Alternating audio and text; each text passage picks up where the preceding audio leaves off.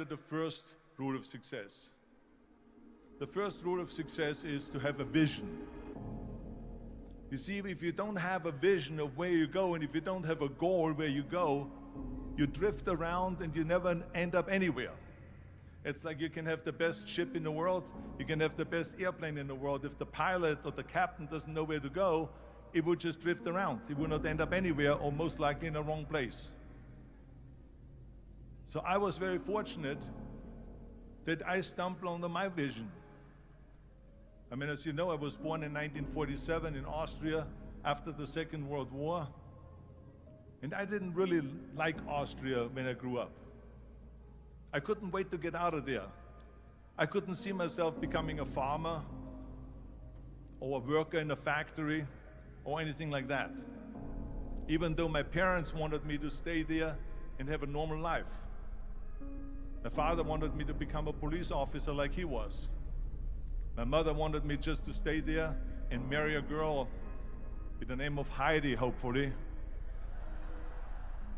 and have a bunch of kids and run around like the Van Trapp family in The Sound of Music. But that was their vision, not mine. My vision was totally different. I felt that I was born for something special, for something unique, for something big. So I was searching. Then one day I went to school. I remember I was 11 years old, and they showed a documentary about America. And there they showed in this documentary the huge skyscrapers, the high-rises, the huge bridges, the 6-lane freeways, the huge cars with the wings sticking out, and all of this stuff. And I said to myself, that's where I want to be. I don't want to be around here with these little farmhouses and these little buildings, and everything is old. I want to be in America. But now the question was just, how do you get to America? In those days, it was a very expensive trip. It's not like today. So again, I was very fortunate that one day after school, I walked by a store in Graz, which was called Brühl. And it was the only store that really sold kind of American stuff. So one day, they had jeans there, American jeans. And then they had the bull walker. And then they had an expander, and some barbells and some dumbbells and an exercise bench in the window. So I went inside and I looked around and I looked at this stuff, and then I saw a magazine. I saw a bodybuilding magazine that had Reg Park on the cover. Reg Park was then a 3-time Mr. Universe. And I saw him on the big screen as Hercules. And on the cover it said, how Reg Park, Mr. Universe, became the Hercules star. That's what the cover story was all about. So I looked at the cover and I said to myself, I got to get this magazine. So I bought the magazine, I took it home and I read it over and over from the front page to the back. It had everything in there, how he trained, how he was working out in Leeds, England, in a factory town, how he worked out every day for 3-4 hours and became the strongest man of Europe, and how he won Mr. Europe and Mr. Great Britain, and then eventually Mr. Universe.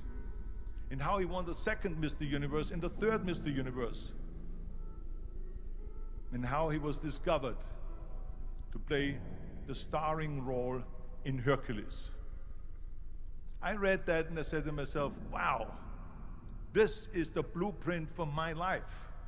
This is exactly what I want to do. I want to become a bodybuilding champion just like Reg Park. I want to get into movies just like Reg Park. And I want to make millions of dollars and be rich and famous just like Reg Park.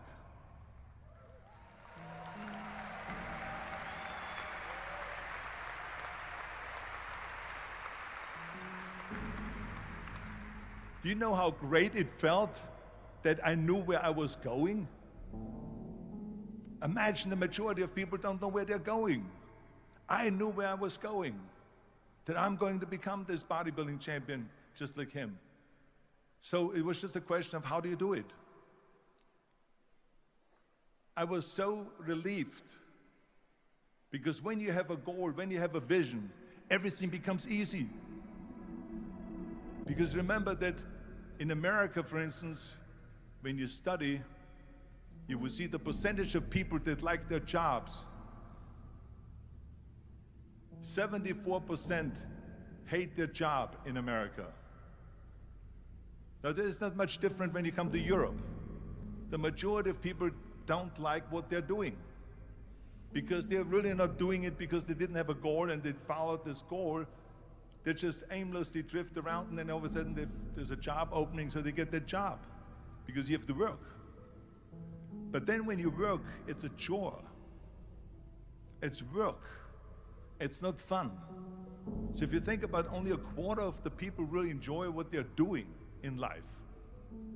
That is unbelievable if you think about it. So I felt so blessed that I knew what I was doing. It's like a medical student that studies and knows he wants to become a doctor. You know where to go. So I knew where to go.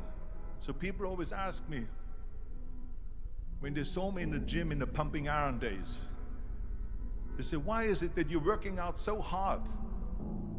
5 hours a day, 6 hours a day, and you have always a smile on your face.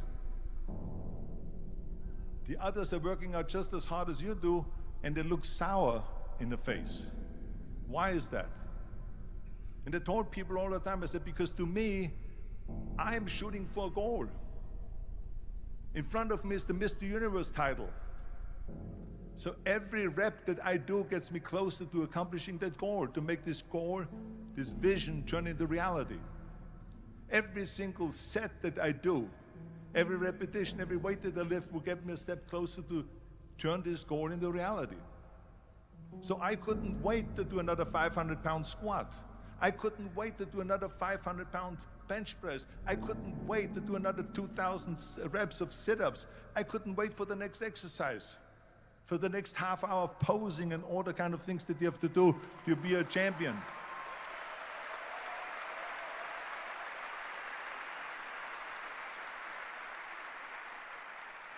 I felt so great knowing where I was going, and I tell you, it worked. I mean, think about it. And I was just not visualizing just my exercise, but I was really lifting the trophy over my head. That's what I was thinking about. And with the age of 20, I went to London and I won the Mr. Universe contest as the youngest Mr. Universe ever. And it was because I had a goal.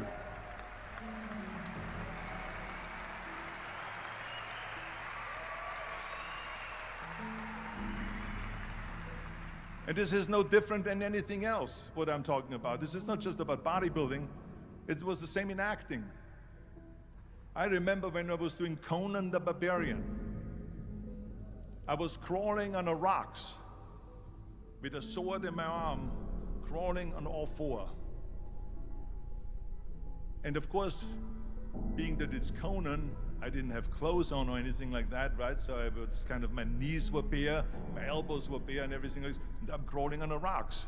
So after 10 takes, my elbows were bleeding and my knees were bleeding. And the director came to me and he said, Arnold, I'm so sorry that you have to go through this, but we need one more take, a close-up of you crawling with the sword towards the camera. Can you handle one more take? And I said to him, I don't know what you're talking about. He says, I'm totally fine. He says, but you're bleeding. I said, because I don't feel it, because I can visualize what the scene will look like in a film. And I'm so excited about this scene.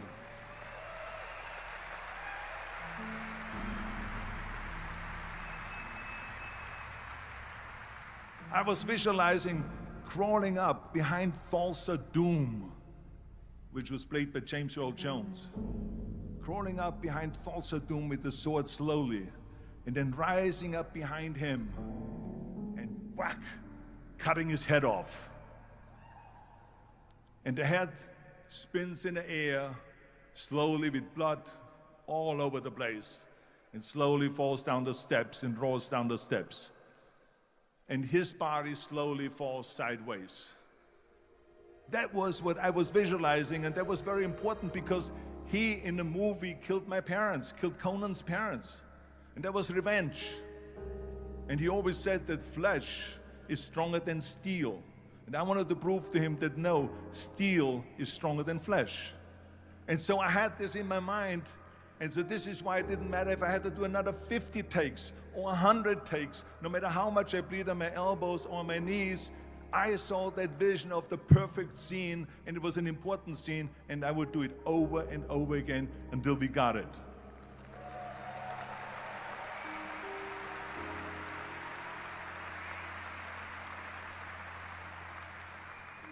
And the same thing is also in politics.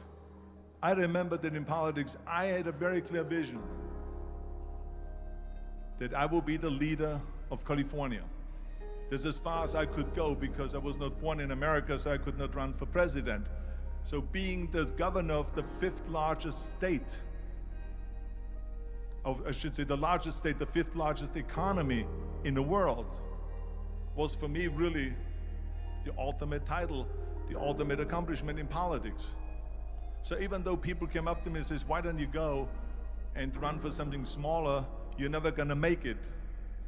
I ran for governor, and then 2 months later I became governor of the state of California. Again, because I had a very clear vision what I'm gonna do with California. So let me tell you something, visualizing your goal and going after it makes it fun.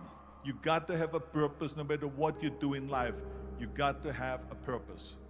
So that's rule number one, have a vision.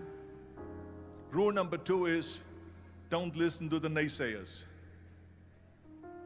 Don't listen to the naysayers.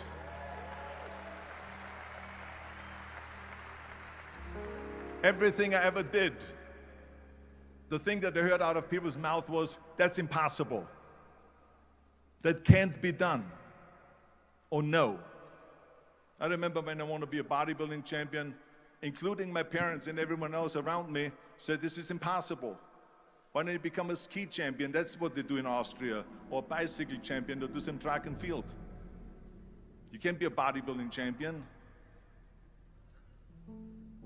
That is exactly what I heard, and of course I proved to the people that it can't be done. So whenever someone said to me, it can't be done, I heard it can be done. When they said no, I heard yes. And when they said it's impossible, I heard it is possible. Because I am a strong believer.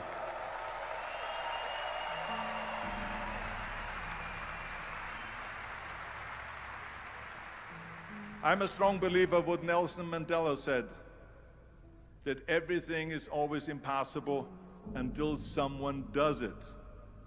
Well, I'm going to be the one, I said to myself, I'm going to do it and I'm going to show it to them. Maybe it has never been done before. That's perfectly fine with me. But I'm going to do it. And I did not listen to the naysayers.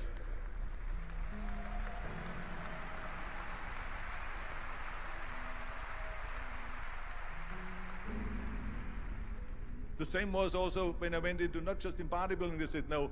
When I wanted to come to America, when I wanted to go to America, they said it's impossible. There's no money that you have to fly even over there. You have no money when you go over there to live with. And what do you think, they're gonna wait for you? They have plenty of big bodybuilders over there.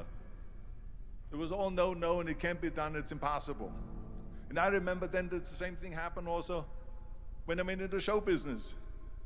Can you imagine, I was now a bodybuilder, I weighed 250 pounds, I was Mr. Olympia 6 times, I was Mr. Universe 5 times, and Mr. World and Mr. International. I won 13 World Bodybuilding Championships altogether, and now I said to the agent, the Hollywood agent, I want to get into movies. He said, that's funny, Arnold. I asked a studio executive, I say, I want to get into movies. I want to be a leading man. He started laughing. So they all say it's impossible. I said, why is it impossible? He says, because look at how big you are. You weigh 250 pounds. Hercules bodies and muscular bodies weighing 20 years ago. 20 years ago they did Machista and they did all this Samson movies and Hercules movies and stuff like that, but not anymore. Arnold, this is the 70s. Do you know the sex symbols today? It's Al Pacino. He weighs 150 pounds. It's Dustin Hoffman. He weighs 146 pounds. And guess who else is a sex symbol? Woody Allen. So imagine they're telling me now that those are the new sex symbols. So do you ever forget about it? And then they told me, this, and your accent, even if you reduce all your body weight and everything and have a normal body, your accent. I said, your accent, I mean, it will go give people goosebumps. With the German accent, it will get people the creeps. They will get scared. He says, no one in Hollywood ever has become a leading man that had an accent. Doesn't happen. People in America want to hear their actors talk like John Wayne, or like Burt Reynolds, or like Clint Eastwood. Not like someone on Hogan's Heroes or something like that, some Nazi movie. This is the kind of stuff that they heard. They said, no, you see, it's impossible. And plus your name who can pronounce Schwarzenegger or something like that. No one can pronounce that, so forget about it, Arnold. This is the kind of thing that I heard. Imagine, you go from studio executive to studio executive, from agent to agent, from manager to manager, and they all said exactly the same thing. Now that's very encouraging, isn't it? But you know something? I didn't give a shit.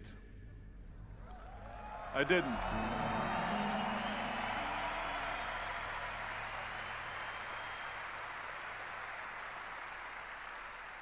Because I believed that I can be a leading man.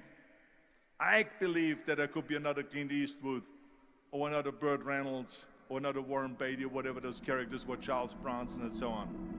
I believed that I could be those people. I said, there's enough room on that ladder that I can fit up there. And I looked back again and learned from what I learned in sports. In my case, in bodybuilding. It's all about the hard work that you put in. I said to myself, in bodybuilding, I worked out 5-6 hours a day. I'm going to do the same thing now for acting. And of course, I went to college to study English. I studied voice, accent removal, acting classes, and all of this stuff, all day long. I worked and I worked and I worked. And within a short period of time, I made one movie called Hercules in New York, which of course went right into the toilet.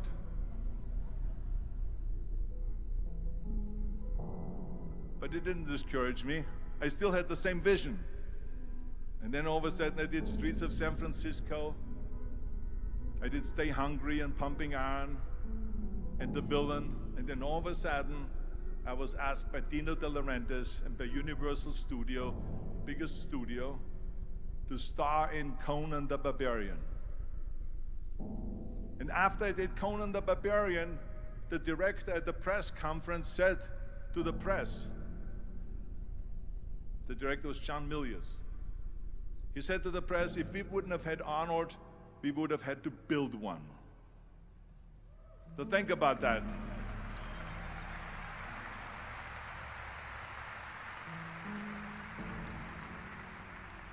The very body that they said can never be sold because the time is wrong.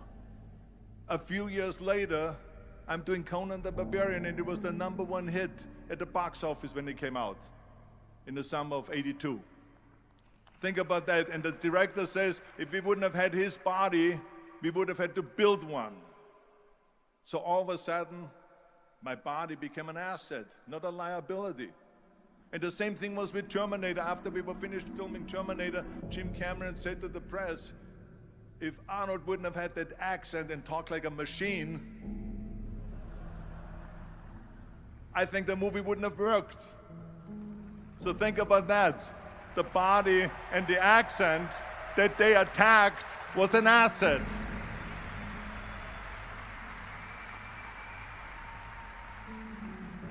But I didn't listen to those losers. I didn't listen to them at all. Because that's exactly the way it was in politics again, when everyone said no, no, no, and it can't be done. and then became governor of California. And this is with everything like that. This is just the reality of it, is that you cannot listen to the naysayers. So this is a very important lesson for all of you. So when someone says, no, this is a stupid idea, you in your mind, you don't have to say it, but in your mind just say to yourself, fuck you, you're an asshole. What do you know?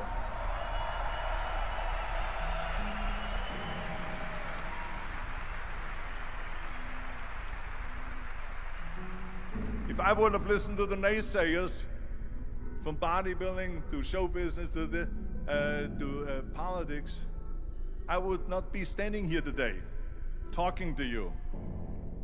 I would be in Austria in the Alps yodeling.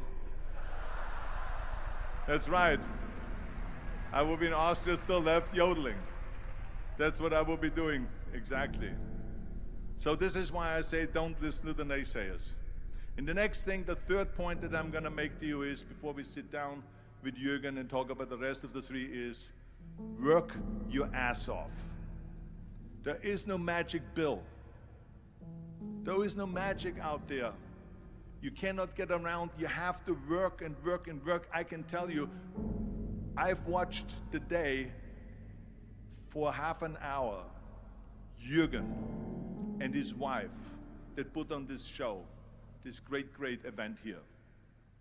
They work their ass off to put this together. All year long, they work and they work and they work. This does not come together by itself.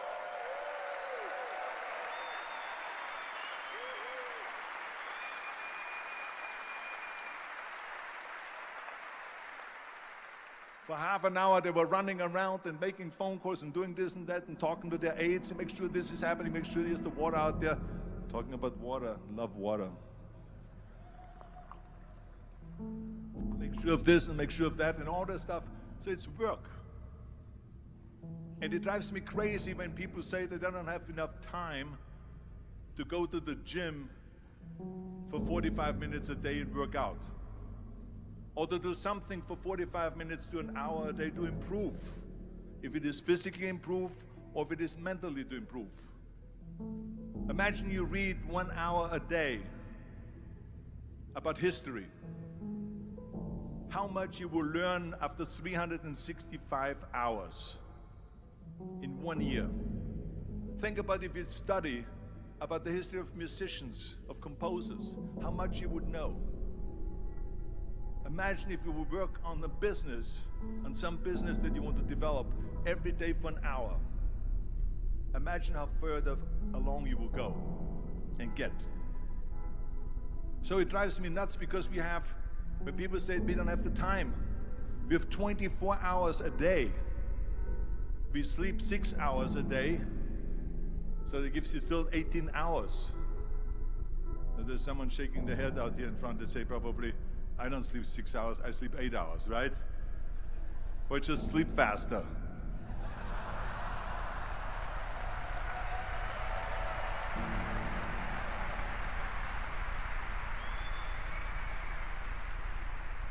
So we have 18 hours a day. The average person works around 8 to 10 hours. So let's assume it's 10 hours, so we have 8 hours left. Then you travel around an hour a day, maybe 2 hours a day. So now you have still 6 hours left. So what do you do with these 6 hours? What do you do with these 6 hours? Then we eat a little bit, then we schmooze a little bit, talk a little bit to people and all that stuff. But you can see how much time there is available if you organize your day. So you got to work hard. I mean, let me tell you something. When I went to America, I went to college. I went and worked out 5 hours a day. And I was working on construction. Because in those days in bodybuilding, there was no money. I didn't have the money for food supplements or anything. So I had to go to work. So I worked on construction. I went to college. I worked out in the gym, and at night from 8 o'clock at night to 12 midnight, I went to acting class 4 times a week. So I did all of that. There was not one single minute that I wasted. And this is why I'm standing here today.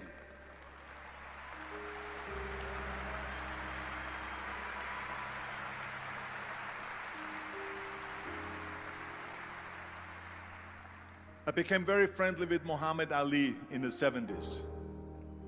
And Muhammad Ali worked his butt off.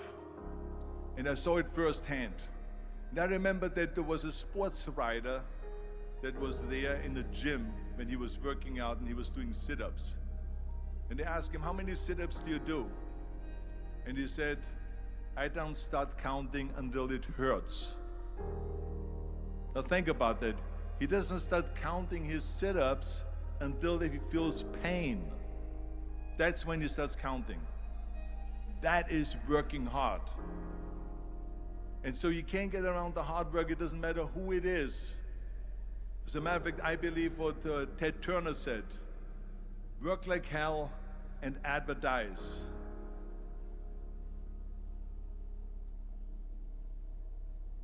You get it? Work like hell, go to bed, and early to rise, work like hell and advertise. So you work your ass off, and then you let the world know about your work. That's what it is all about. Let people know. If you have a company, if you have a movie, if you do sports, work your ass off, but then advertise and let everyone know. So this is what it's all about. So anyway, so those are the three main rules that I have here for you today, right here. And then the rest of it we talk about when we sit down now. I think that Jürgen said he's going to pull out some chairs. Then we're going to talk about the other one, which is, of course... Okay. I hate Plan B. And I tell you why. Because we have so many doubters, as I've said earlier, the no-sayers. We have so many of those people that say no, and you can't do it, it's impossible. That is okay, because we just turn off, as I said earlier, and we listen and we hear the no being a yes. You can't do it, you can do it, and all of that. So that is possible to do that amongst all the negative people around you. But when you start doubting yourself, that's very dangerous. Because now what you're basically saying is that if my plan doesn't work, I have a fallback plan, I have a plan B. And that means that you start thinking about plan B, and every thought that you put into plan B, you're taking away now that thought and that energy from plan A. And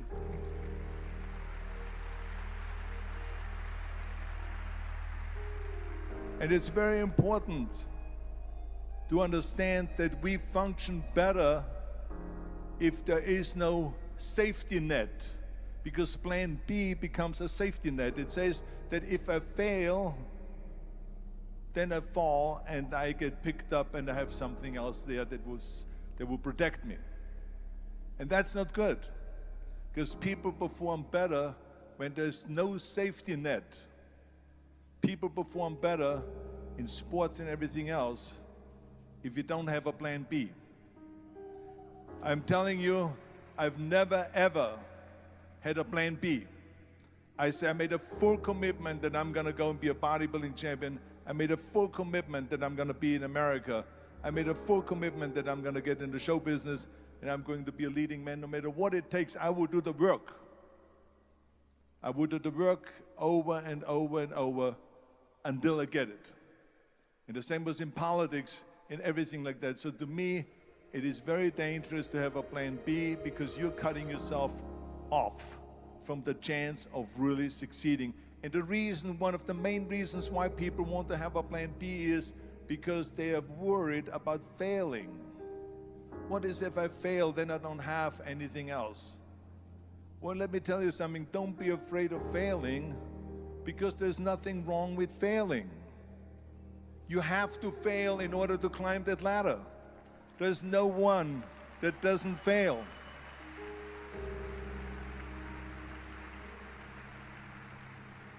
Michael Jordan said in one of his interviews, when they said, "You're unbelievable, you're the greatest basketball player of all times." I mean, tell me about that. And he says, well, you're just mentioning the successes. But he says, for me to become the greatest basketball player, I missed 9,000 shots when I was playing basketball at the NBA games. So during these games that he was so successful, he missed 9,000 shots. Does it make him a failure? No. He's one of the greatest basketball players of all times, but he failed 9,000 times. Do you get it? We all fail. It's okay.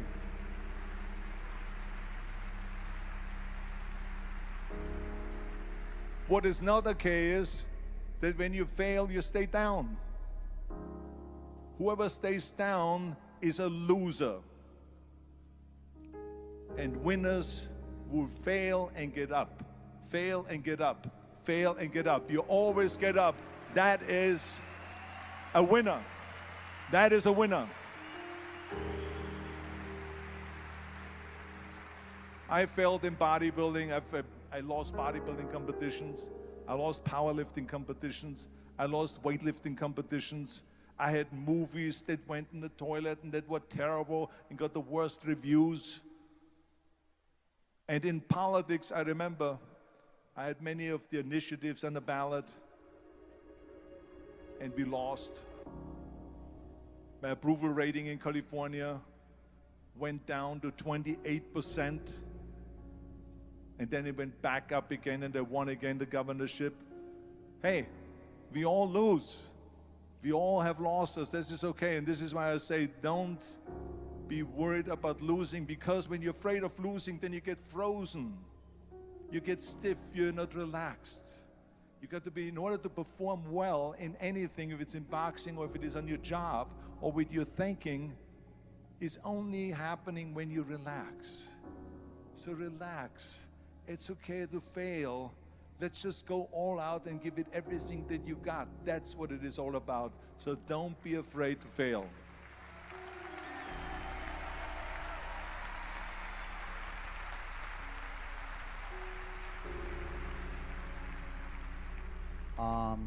My wife Kirsten and I, we have a foundation and build up schools in Africa for poor children.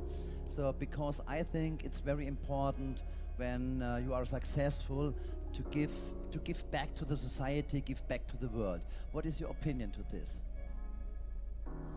I absolutely agree, and I think this is one of my 6 rules to success. You can only feel complete as a person if you think about what can you do for your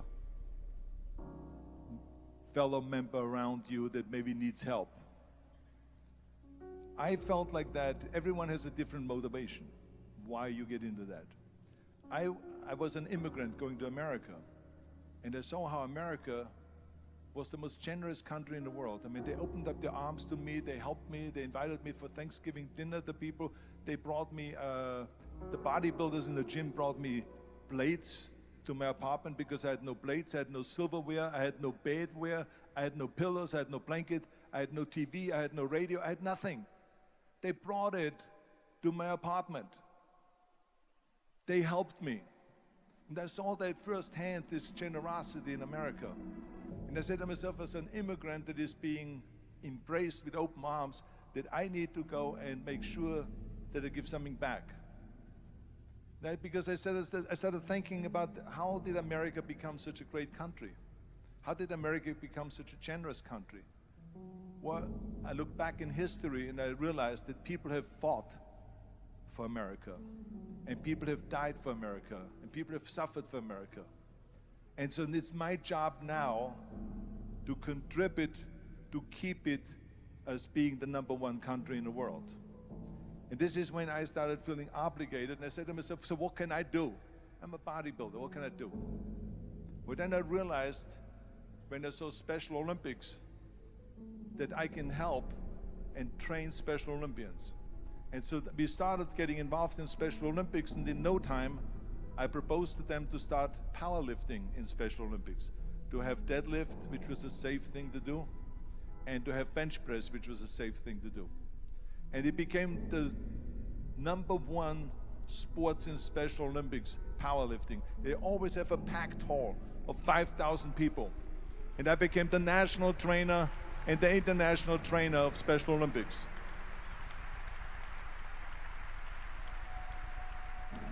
And I tell you, I felt so good. I felt better than winning a bodybuilding competition, going to one of their competitions and seeing 100 of those athletes from all over the world competing in powerlifting and being happy and being included and being felt that they're equal to all of us. It was the most unbelievable feeling, and this is why I got so excited about it that then after that, I started, going around to military bases in America and training our military personnel.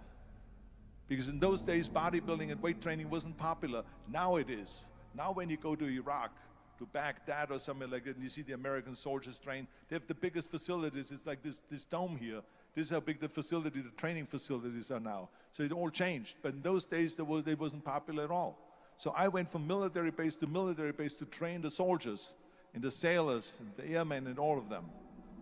And it made me feel good again. And then after, when I met President Bush, then Vice President Bush, and we traveled around to campaign, he asked me what I want to do, and I said, I would like to be a fitness leader in America. I would like to be the chairman of the President's Council on Physical Fitness and Sports.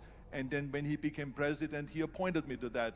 And so now I really was able to travel through all 50 states and promote health and fitness. And the more I got into that, the more I realized how good it feels to give something back. And that's when my idea came about after-school programs, because after school, when I traveled to all the schools to train students, I saw there was a huge gathering of students after the school was over outside the school.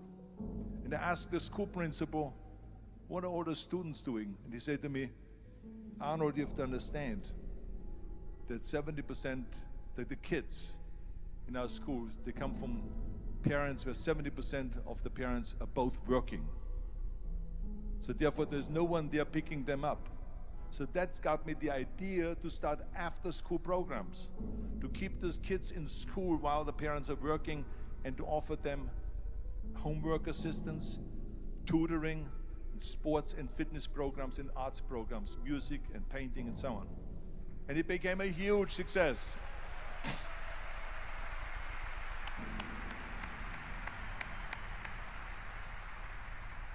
So as you know, it becomes addictive. So it becomes addictive. So then when they became very successful, now we have after-school programs all over the United States. Then of course, when 2003 happened, where there was a governor's race in California, I said to myself, now is my chance to jump in there and to really give everything. And people said to me, are you crazy to run for governor? When you're governor, he says, you cannot go and make movies anymore. I said, well, duh. I mean, I know that you can't run the state and make movies. Of course not. He says, well, you would lose all these millions of dollars. I mean, you're getting 20, 25, $30 million a movie, you will lose that. I say, I don't care. I say, all the money that I made is because of America. My success is because of America. Everything that I've accomplished is because of America. I say, so for me now to give something back for 7 years and not to make money makes no difference to me. I say, I'm going to do it. And I jumped in the end of the race and did it. And let me tell you something. I'm not poor because those 7 years I didn't get paid. I'm perfectly fine. And it made me feel good that I could give back to America.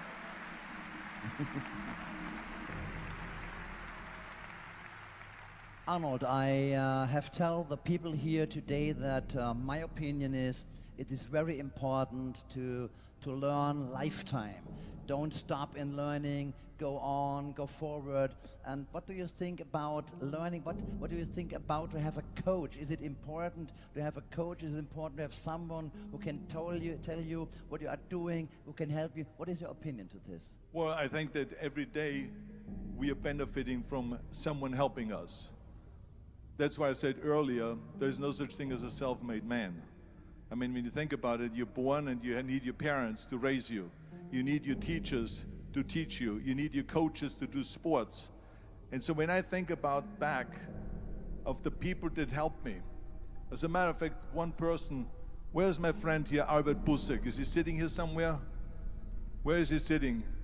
Albert Busse, come on out here for a second. Come on out here for a second.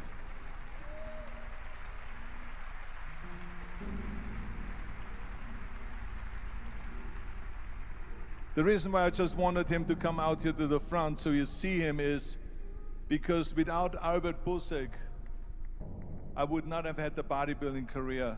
Stay right there, Albert, and look at this way so they can see your face. Exactly.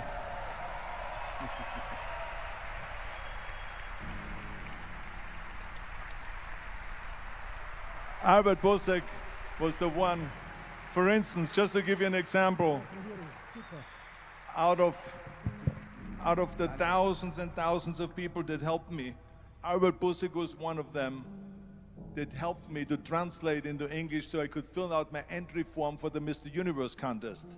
And then he flew with me to London to the Mr. Universe contest. He gave me the opportunity to come to Munich and to be the trainer in the gymnasium on the Schillerstraße 36. It was a fantastic gymnasium. He was an extraordinary friend that took thousands and thousands of pictures since then and helped me in every one of the competitions and everything, was a huge supporter. But this is the kind of people that you need. We need help. We need help.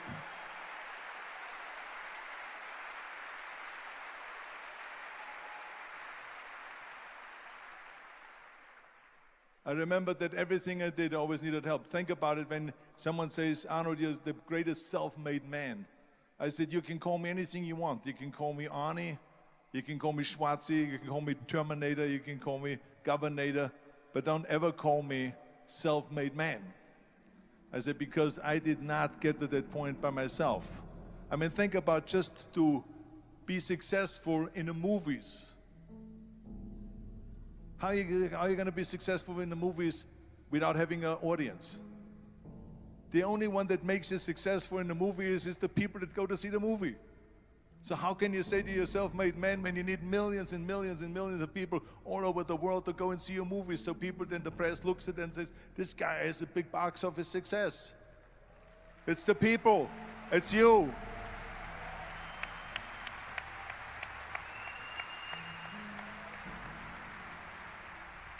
Imagine if Jürgen and I both think that we're self-made people and this hall right now is empty. No one here. Do you think this will be a successful conference? No. Who makes it successful is not him and me. We are just one little molecule that is added to the equation. But you are the ones that make this conference a successful conference. So thank you, all of you, for being here today. You are the ones that is making it big.